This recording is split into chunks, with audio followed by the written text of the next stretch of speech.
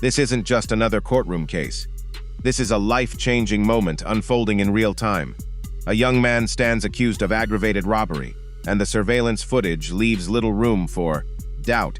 Inside the courtroom, defense tries to paint a picture of a misguided youth, while the prosecution focuses on fear, violence, and impact on the community. And at the center of it all is one question: will the court show leniency or deliver a punishment that changes everything? Hayden Fontanet, Mr. Rojas, at the sentencing. Good morning. Are you Hayden Yes. Fontanet? And this is 25 DCCR 1759. Mr. Fontanet was previously in court, entered a plea of guilty to the first-degree felony offense of aggravated robbery. It was an unagreed plea. I've received the pre-sentence report. Have you both had an opportunity to review that report? We have, Your Honor. The state has, Judge. Are there any additions or corrections to the report? Not from the defense, not from the state, Judge. And Mr. Coleman, you said you have a witness or some evidence? Actually, Judge, Mr. Rojas has graciously stipulated to the admission of the surveillance video from the convenience store in question. So Okay. I need to call my custodian record. With the court's permission, first of all, I'm offering states one. No, Judge. Make that states two, because this one was the plea admonishment Okay. documentation, please. I'm offering states two. No objection. States two is admitted. Permission to publish, Judge. Yes, sir. Judge, I think that's all I wish to publish unless the court wants to see the entirety of the video. But I think that's enough. Any other evidence or witnesses? So, Judge, just brief argument if I may. Any other evidence or witnesses for Mr. Rojas? No, Your Honor, just Mr. Rojas, you may make argument first. thank Go you, ahead. Judge. And obviously, after seeing that video, it makes what we're asking for harder to do. What we're here asking for this morning, Judge, is probation. Mr. Fontanet, he is a young offender. I know the court is tired of hearing the same story over and over, and young guys with guns in here. He's got a limited criminal history. I believe this is his first felony. He's never been on any kind of felony supervision or felony probation. Unfortunately, he's just fallen into the same situation that we see so many other youthful offenders fall into. He's got no direction in life. He's very little support at home. Sees no way out of the situation that he's in, so he goes and decides to rob a store and get some money. Did the wrong thing. And if his story in the PSI is to be believable for what I believe is the right reason, he's trying to help his mom out at home, he's trying to pay some bills, keep the lights on. Certainly there are better ways to go about doing that.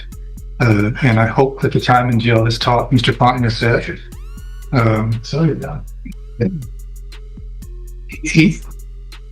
We've got options here, Judge. We can send him to prison or we can put him on probation. Certainly he's on the road. If this conduct continues, he's on the road to prison. I don't know that the day is the best time to make that exit for him. He's got a long life to live. We can send him to prison. He can be there for a few years and come back out. I don't know that he's going to get the help that he really needs in prison. There are programs available on probation that if he's serious about turning his life around, like he says in the PSI, those programs can help him. And if he does take advantage of those, it in turn would make the community a little bit safer. Because there'd be one less guy go running around with a gun when he does get out of prison, if that were the road that you chose to take. Planning on living at home with his mom. I think he has some younger siblings there. To his benefit, before he was even arrested, he started a GED. I think on the night that this happened, he had just finished a GED class and made a dumb decision to go hang out with these guys that he should not have been hanging out with, and did this robbery. Again, Judge, you've got two options. You can send him to prison, or you can try to get him some help on probation, and hopefully he will take advantage of that. And certainly if he doesn't, we're going to know pretty quick, and you'll have another chance to send him to prison, probably for a longer time. All right, thank you. What is the status of the other two? Are there co-defendants? Have they been charged? They have been charged, Judge, and I have both of their cases, Judge. And they have not been sentenced yet or anything like that? Okay. All right, go ahead, Mr. Coleman. Yeah, I'll be brief. Whether it's the Pine Club Apartments or Rogers Park or a Speedy Mart, you've seen this, and we've seen this in this community all too often. I'm preaching to the choir, Judge. Prayer vigils and advisory committees, all of that stuff's fine, but you judge where the rubber meets the road. You are that person that can protect the community from somebody like this defendant. You are that person that can either let him walk out of this courtroom on probation with a piece of paper with conditions and promises that he won't resort to this kind of violence that you saw on that video, or you can ensure that the community is safe by putting him behind steel bars, concrete wall, and razor wire fence. I'm just asking, I'm not in the habit of begging, but on behalf of this community, I'm begging that you send this defendant to prison. The message that needs to be sent to this defendant and his circle of friends and anybody who would want to be like this defendant is that if you pick up a gun with the intent to commit violence, you're gonna pick up a 15, 20, 25-year prison sentence, Judge. And I'm just asking that you do this on behalf of people who live at the Pine Club apartments, who just want to live in peace, people who want to go take a walk at Rogers Park and not be robbed, and somebody that wants to stop at a Speedy Mart convenience store and pick up some snacks without becoming a victim of a robbery. That's all I have, Judge. Thank you, Mr. Coleman. So, Mr. Fontenette, there was a time some years ago that there really wasn't even a question. Everyone, state's attorneys were recommending youthful offenders, probation, let's give everybody an opportunity. And things have just changed in such an incredibly dangerous way with young people doing what I just saw you do on that screen. I cannot imagine the fear that person had that was working in that store, that he now has, just trying to go to work, make a living, and go home. And he has 3 people come in and not just grab a little quick something and run out, but terrorize him for quite some time. Pulling him around, yanking him around, putting guns in his face, all 3 of you. I also, in addition to the PSI, get jail incident reports. And you apparently like to fight and jump people, which is what's been happening in the jail. So it makes it very difficult for me to go, oh, this is somebody that's going to get out and behave, who can follow the rules, because you can't even follow the rules in jail. And the pre-sentence report shows that you're a high risk level, which tells me that after they've looked at everything, that you don't have, unfortunately, a good likelihood of being successful if I were to put you on probation. And Mr. Coleman's right, we're tired of it, and there's got to be something done. So in cause number 25 DCCR 1759, I'm going to find that you entered your plea of guilty freely and voluntarily. I'm going to find sufficient evidence to find you guilty, and at this time I'm going to find you guilty of aggravated robbery. I'm going to sentence you to a term of 25 years in the institutional division.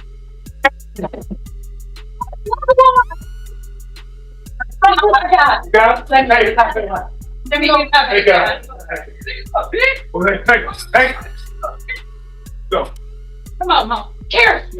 I'm going to sentence you to a term of 25 years in the institutional division of the Texas Department of Corrections. You will receive credit on that sentence for any time that you've been in custody that the law gives you the right to receive.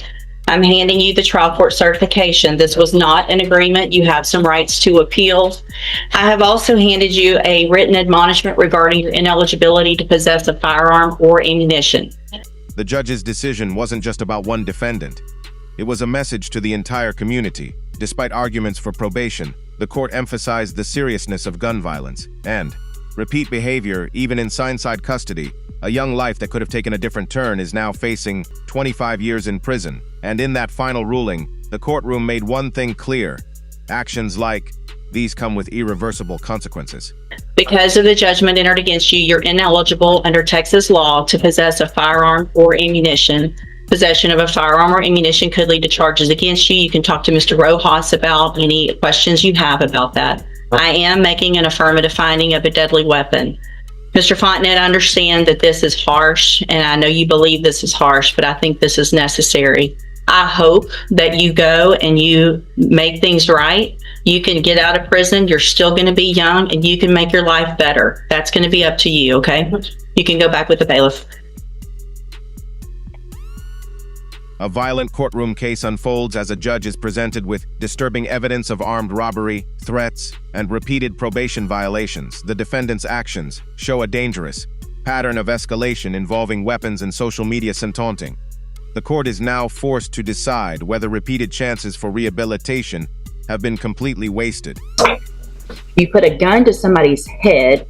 We're lucky you haven't killed somebody because that's the path you're on. He pulls a gun on a 14-year-old kid and steals not only that kid's dirt bike, but also a small amount of cash from that 14-year-old. The PSI indicates that 14-year-old is so traumatized by this that he can't even attend public school anymore, Judge. When he was apprehended with that stolen dirt bike, there was a vehicle associated with this defendant. And in that vehicle were other subjects who had 4 firearms in that vehicle, Judge. And as if that was not bad enough, he goes on to brag about this criminal activity on social media. And if that wasn't bad enough, Judge, he goes on to taunt the victim of the UUMV on social media as well. Judge, he is youthful, I'll acknowledge that. He does not have any adult criminal history, Your Honor, I will acknowledge that. But Your Honor, what he has engaged in is beyond the pale. He needs prison time, in my opinion, Your Honor, and that's what we're asking this court to do. If somehow, in any way, shape, or form, the court's considering community supervision, we'd ask for shock probation, some prison time up front, and then shock him out on community supervision. Judge, again, this is just beyond the pale. And I think the PSI speaks for itself. Thanks, Judge.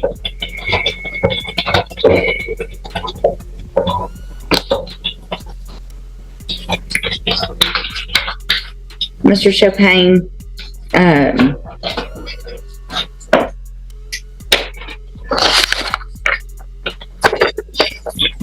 these cases for me with kids your age are so hard. And I have for a very long time tried very hard to give chances.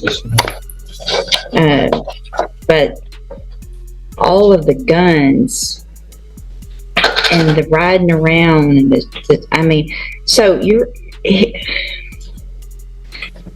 January 2019, you're put on January of 2019, you are put on probation, juvenile probation.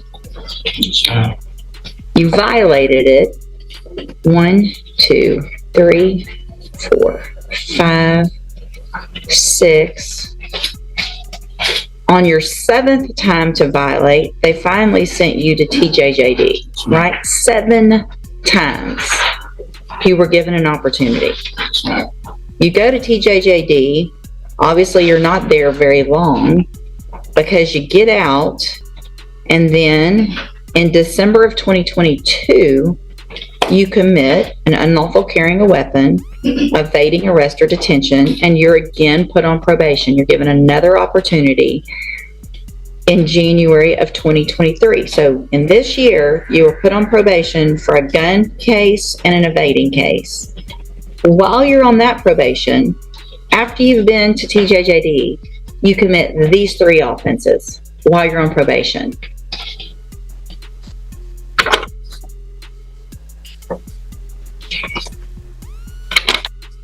So none of it makes sense that I want to do better. And I mean,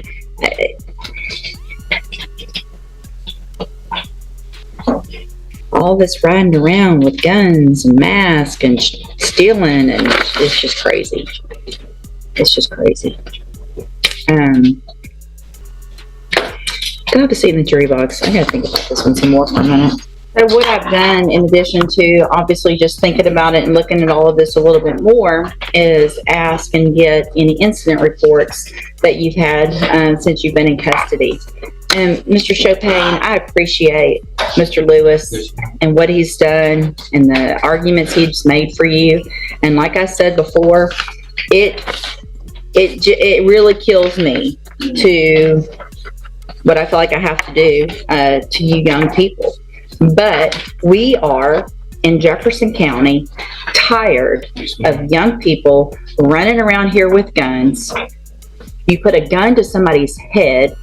We're lucky you haven't killed somebody because that's the path you're on.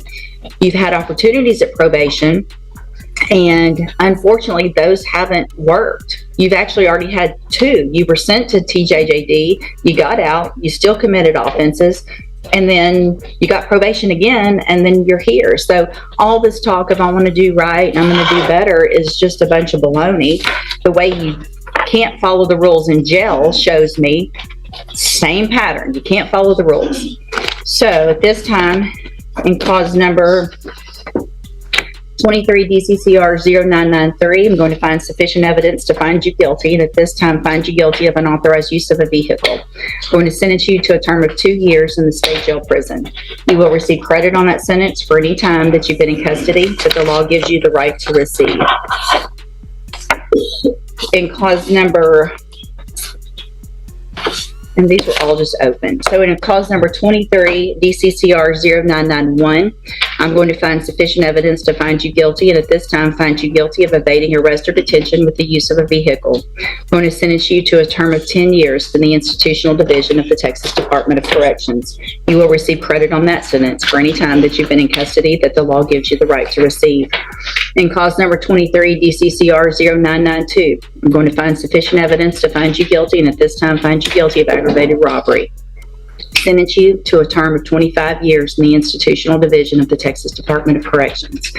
You will receive credit on that sentence for any time that you've been in custody that the law gives you the right to receive.